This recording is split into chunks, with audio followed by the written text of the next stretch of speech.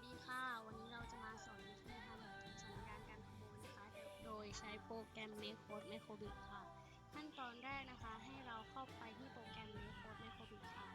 จะได้หน้าตาแบบนี้นะคะให้เราลาก2ตัวนี้ทิ้งไปได้เลยค่ะหลังจากนั้นนะคะให้เราคลิกที่ Input เลือก On Chain จากนั้นให้เราเข้าที่ Loop เลือก Write to และเข้าที่ Logic เลือก Not มาใส่ตรงที่ True ให้เข้าที่ Input อีกครั้งค่ะ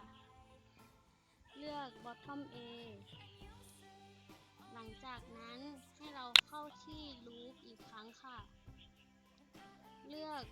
Beat Play เราแนะนำให้ใส่เป็นเลข2นะคะ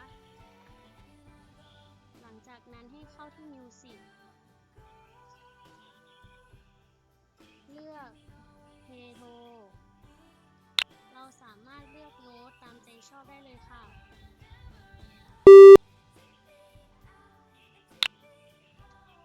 บีทตรงนี้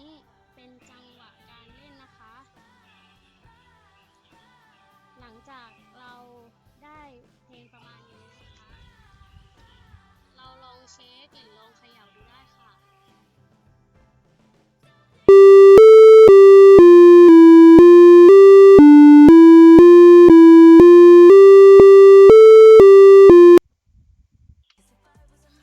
เราจะได้ประมาณนี้นะคะให้เรามาเปลี่ยนชื่อที่ Untitled ค่ะ